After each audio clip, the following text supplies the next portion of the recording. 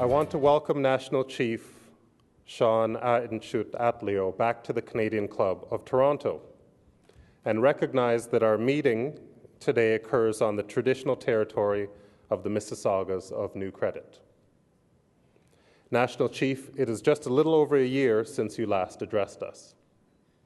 At that time, you stressed 4 priorities: affirmation through treaty implementation and land claim settlement, education investment in young people,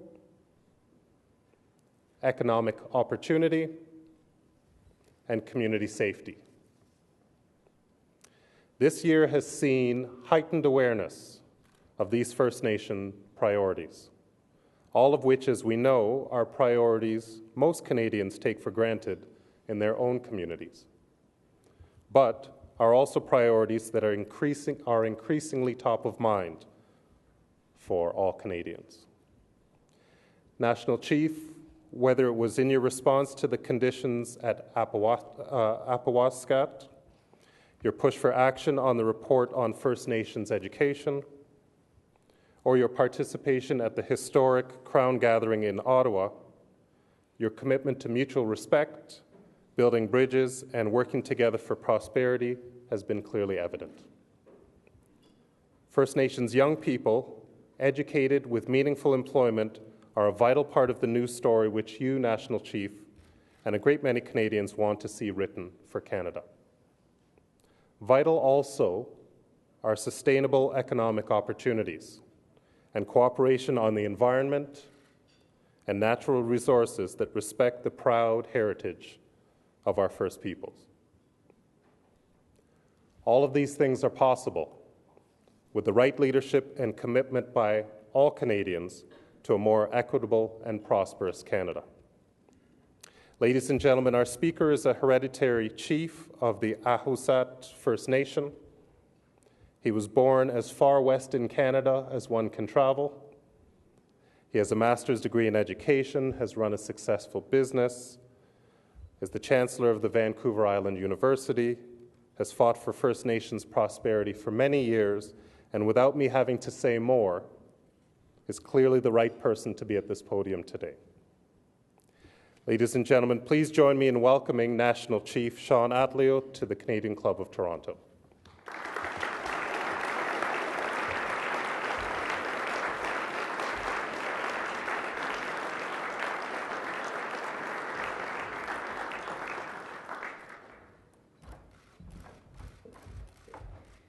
Thank you so much, Nick. This is a nice short podium, like this one here.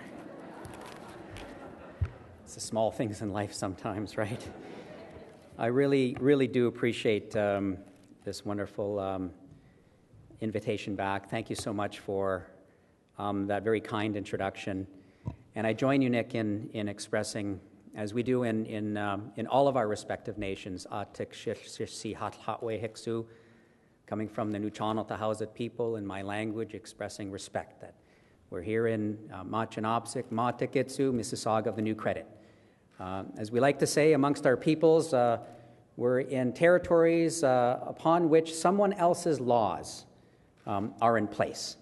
And we always begin in this fashion, in this manner. I'm really thankful to be here with all of you, and also want to recognize Ontario Regional Chief Angus Toulouse, my colleague on the National Executive, as was introduced as part of the head table. I want to thank all of those at the Canadian Club and CIBC. Thanks for this invitation back and the support, especially for the students that are here, the young people. Just a shout out in my language, say, Akanapsutwa, what's up, Aboriginal students of Toronto? So happy to see you here representing. It's already been a really inspiring visit so far, and to see so many business leaders here embracing the Indigenous young people, to let them know that whether they're budding documentary filmmakers, they're pursuing their education, that they belong. They can sit here with the suits of Toronto and know that the future is bright and that you're included. that your voice is important, that you're important to the future of this country. So anyway, I'm just a little excited that the young people are here and want to express that in that manner. So thanks to all of you for welcoming them here. I do remember very well the opportunity, the great privilege, Nick, that you referenced, being here about a year ago, and the topics that we focused on. I'm very honored to be back and to talk about the enduring relationship between First Nations and the rest of Canada. I spoke of the proud heritage of Indigenous nations and the treaties that were made between our nations and the newcomers. The relationships set in treaty are important to Canada and represent the way forward. As we discussed then, and as we still very much are aware of now, the stark and tragic inequities First Nations face today reveal that this relationship has been denied for far too long. We shared views of the possibility of a new story, one filled with hope and opportunity for First Nations. Today, I want to continue this conversation, but turn our focus sharply to the economic side of the story.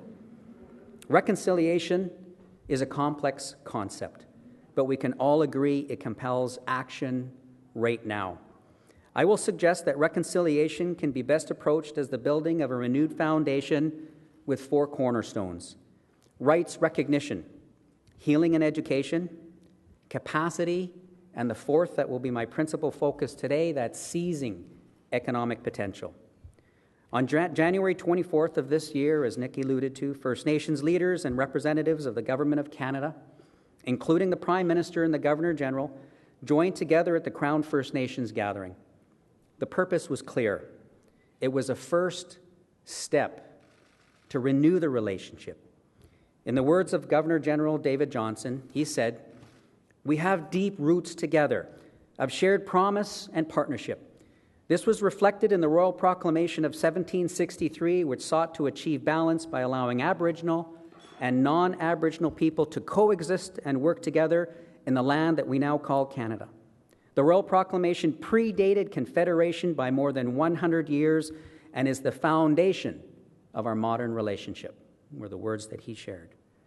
Moving forward and building on this renewed foundation has and will continue to require our best efforts and genuine commitment. In plain language, it will be hard work. My elders have always counseled me that in reality we have only one of 2 choices. We can do things the hard way or the harder way. It's one especially for the students that are with us here today. When I think back to Algebra 11, anyone have a tough time with math? Okay, adults, come on. Anyone here? I know this is we're not all necessarily that great at math. Some of us have a tougher time than others. And I remember saying to my dad, "Dad, I can't do this math, this algebra. It's too hard." "You can have what you say, son. There's got to be an easy way. Isn't there some tricks you can teach me to get through this? It's too tough. I can't do it." "You can have what you say, son." Long story short, I finally figured it out. What he was trying to tell me was you apply yourself 100%, you make every effort, and you will get it done. So to the students here, it took me 2 tries at it, but I got through Algebra 11. I realized that it was the hard work that I had to choose. The harder way is not applying yourself 100%. So the first point of our struggle to renew and rebalance our relationship was achieved through political advocacy of many great First Nations leaders of the past. 30 years ago this very month, Section 35 was enshrined in the Constitution of Canada. Section 35 recognizes and affirms Aboriginal rights and treaty rights. It is a relatively brief, hard-fought for, and straightforward clause, but it changed Canada's legal landscape forever. While the Crown continues to attempt to limit and restrict this reference, the courts have repeatedly supported First Nations views and confirmed Section 35 as a solemn commitment that must be given meaningful content. This recognition of our jurisdiction forms the first cornerstone of the effort that's required right now. The second point involves one of the most poignant aspects of the struggle, and it involves dealing with the deep wounds that perpetuate harm to this very day. 7 generations of our peoples experienced residential schools and systematic denial of our basic rights and liberties through the so-called Civilization Acts and decades upon decades of failed policies and legislative efforts aimed at marginalizing, displacing, destabilizing, and isolating our peoples. The Royal Commission on Aboriginal Peoples, in its final report issued more than 15 years ago, stated these policies and this approach have miserably failed our peoples and indeed all of Canada. The apology offered by Prime Minister Harper in 2008 and now the Truth and Reconciliation Commission add another cornerstone to the foundation of renewal. We must recall also that this period of reconciliation is about healing and recovery for all of us, not just First Nations. Throughout the period of residential schools, Canadian children also were only taught a negative view of our cultures and of our ways. In other words, in essence, we were erased from the official record of this country's history. Education, as I've said many times and echoed by First Nations leaders across this country, must be a first priority. We seek nothing less than a full guarantee of quality education for our children that equips them with the tools and skills they need for the 21st century while valuing and embracing their language, culture, and identity. Education as well for all Canadians to know and understand the true story, the reality of treaty, and that understanding and balance are key aspects of our shared future. Building capacity through education links to a third element that is equipping First Nations governments to be fully effective and fully accountable to their peoples. First Nations governments must have the tools to build effective public services and public policy to effectively plan and serve their peoples. And there are excellent examples and work underway amongst our nations, like the Sagamuk Anishinaabe here on the north shore of Lake Huron, who achieved ISO international standards 9001. And this certification is just one such example. We need to grow out this success through partnerships and support that enable every First Nations to build their capacity. Now, to complete the foundation and begin building anew, we must turn to our shared economic reality, which is both a challenge as well as a tremendous opportunity. This is the critical fourth cornerstone, essential for reconciliation and for our mutual success. First Nations leaders entered treaty as economic arrangements to acquire specific tools, including education to equip their nations as needed to deal with economic realities. Today, the achievement of reconciliation, underway through legal recognition, healing, and growing capacity, can only be realized as First Nations are able to use our treaties and our rights to build our economic capacity. Our people and our lands hold tremendous potential. Today, we must enable and unleash this economic potential. And there are compelling reasons and strategies to make gains quickly. And let me start with some of these reasons. The first and most obvious to act now is that the First Nations population growth rate of over 25% compared to only 6% for the general population. Young people, that means you're at the front edge of an Aboriginal tsunami that is washing across our respective territories. When we combine this growth with the reality that our working-age population experiences 3 times higher rates of unemployment, the math becomes painfully obvious, not just for our communities, but indeed for all of Canada.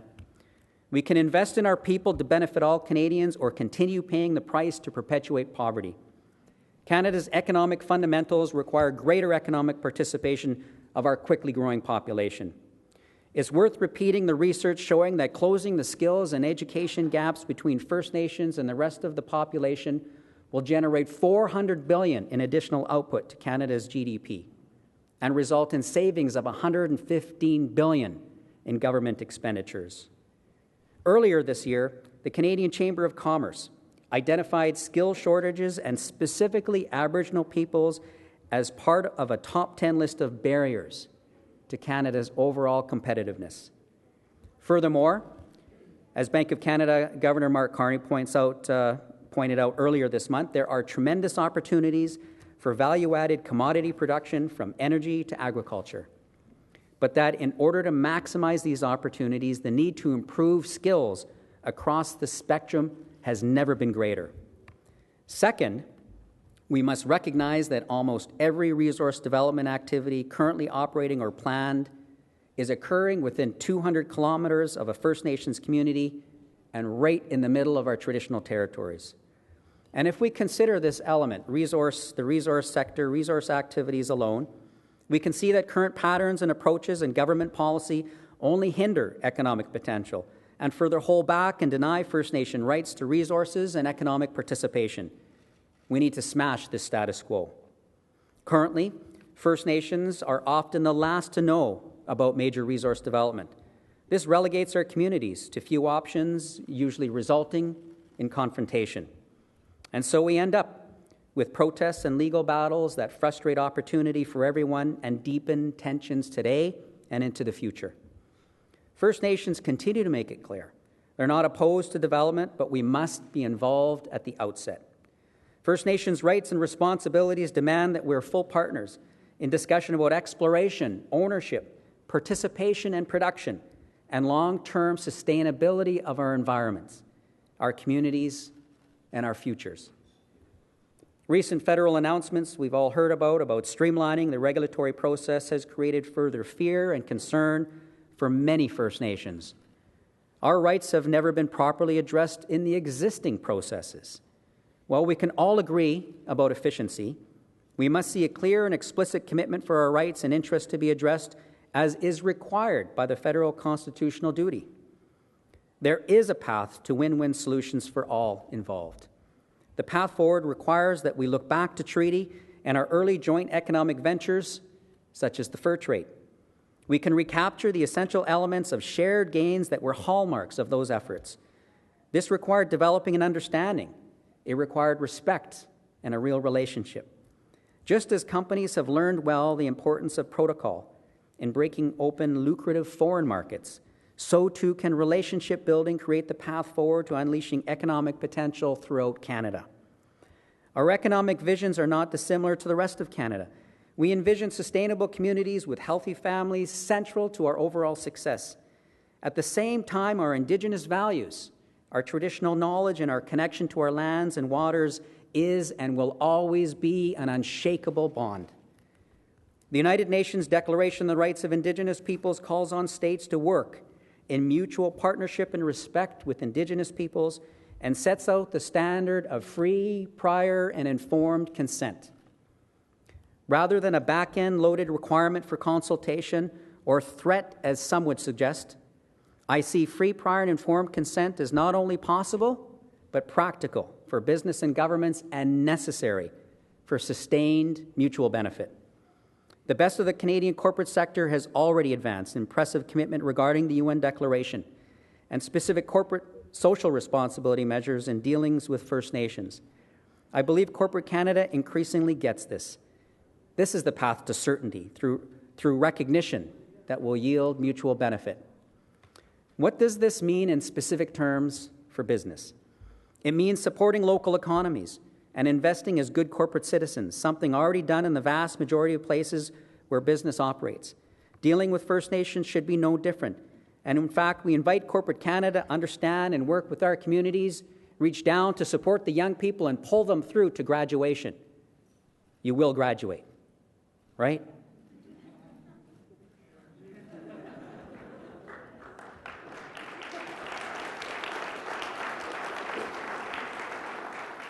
Investing in our communities is a strategic, long-term economic stimulus plan for all of Canada. The resource sector continues to be a prime driver for Canada as a whole. As Prime Minister Harper recently noted, mining alone contributed $50 billion to GDP in 2011. We've seen increasing employment among First Nations in the mining sector, and clearly more will be needed as 40% of the industry's workforce will retire in the next 5 years.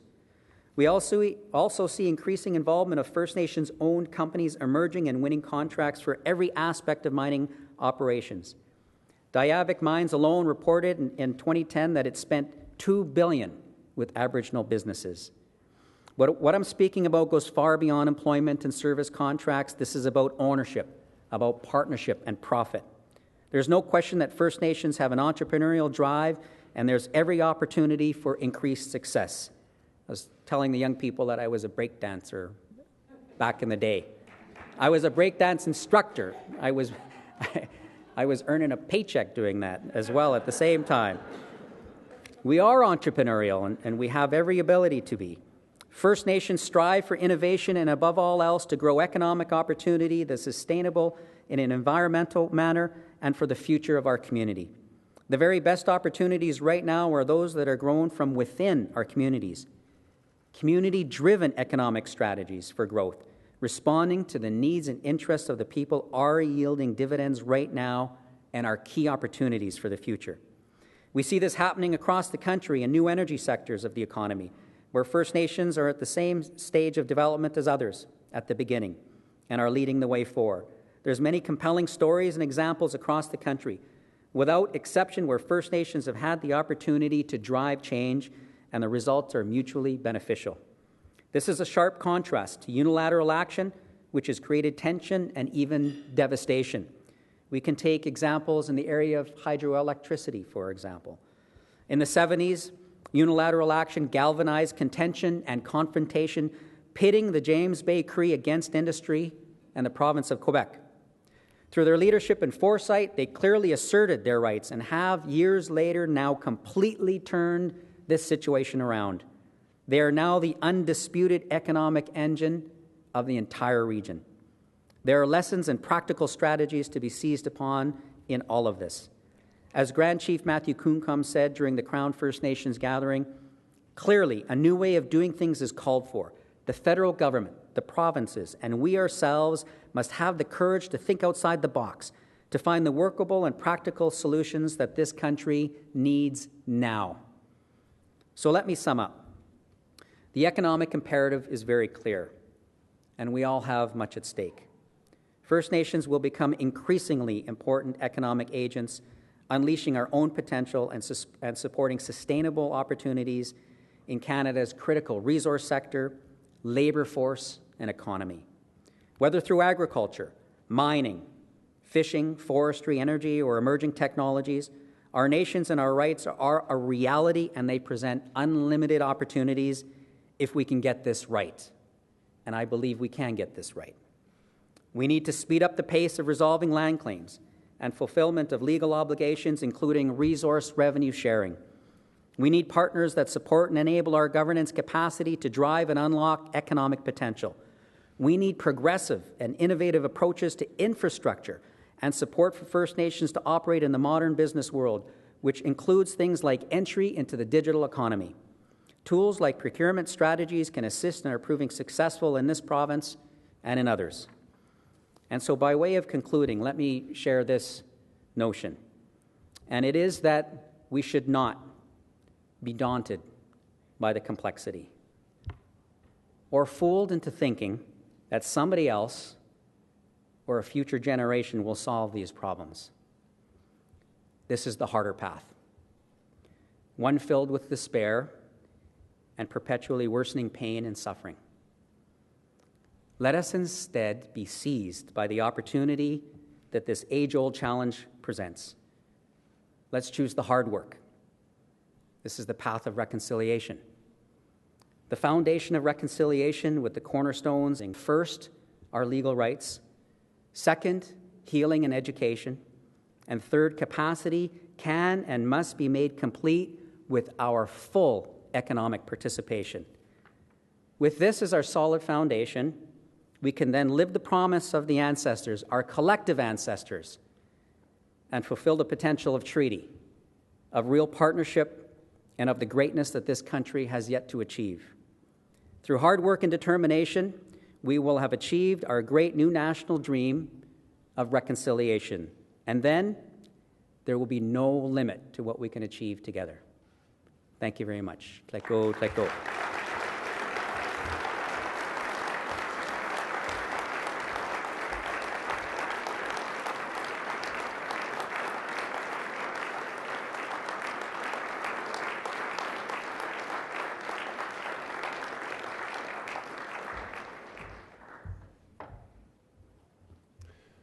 Thank you very much, National Chief. I'd like to welcome Alison Lote, President-elect of the Canadian Club of Toronto, to say a few words.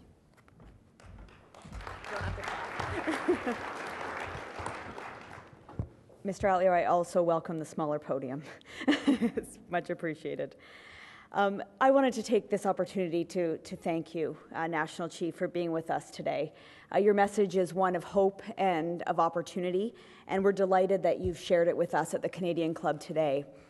We're also delighted because your leadership has enabled us to attract so many young people and students to lunch this afternoon. It is our goal at the club to give voice to the issues and to the people that will define the future of this country. So thank you for giving us the opportunity to do that. As I heard you say this morning on Metro Morning, we mustn't lose another generation to failed reconciliation. Canada will be a much stronger place, both economically and socially, if we work together and if we use the talents and ambitions of our young people, particularly those from our First Nations, to forge a better path forward.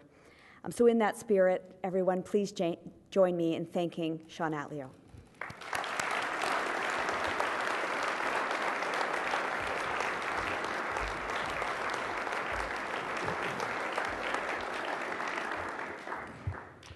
Thank you very much, Alison, and thank you again, National Chief Atleo. Now, before we adjourn for lunch, please bear with me while I list a few upcoming events. On April 25th, the Canadian Club of Toronto, together with Equal Voice, will once again join forces to spotlight women in politics at the 7th Annual Women in Public Life Luncheon, when we pay tribute to the leader of the Ontario NDP, Andrea Horwath. On April 30th, direct from the CBC's flagship news program, The National with Peter Mansbridge, the Insiders will join our live audience for their first public speaking appearance. And on May 1st, the Canadian Club of Toronto will be presenting its Canadian of the Year award to Mark Carney, Governor of the Bank of Canada. Since 1992, the Canadian Club has awarded Canadians whose efforts and example have improved the lives of others and benefited us as a nation. We're very excited about that event. Don't forget that a podcast of today's event will be available in a couple of days on iTunes. Simply visit the event listing on our website to download that podcast. While you're online, please check out our Twitter feed.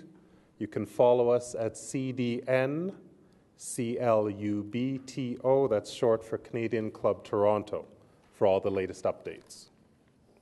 This concludes our television programming, which will be broadcast on Rogers TV in the days to come. We continue to be grateful to Rogers TV and 680 News for their promotion of Canadian Club events. Now, I'd like to ask National Chief Atleo to draw a business card. The lucky winner will receive 2 tickets to an upcoming Canadian Club event of his or her choice. Thank you very much. And from Tim Hortons, Nick Javor.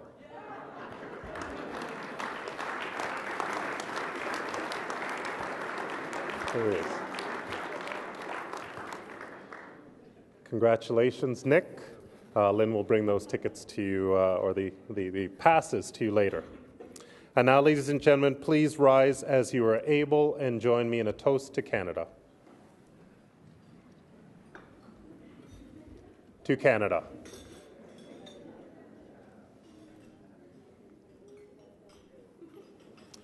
Please enjoy your lunch.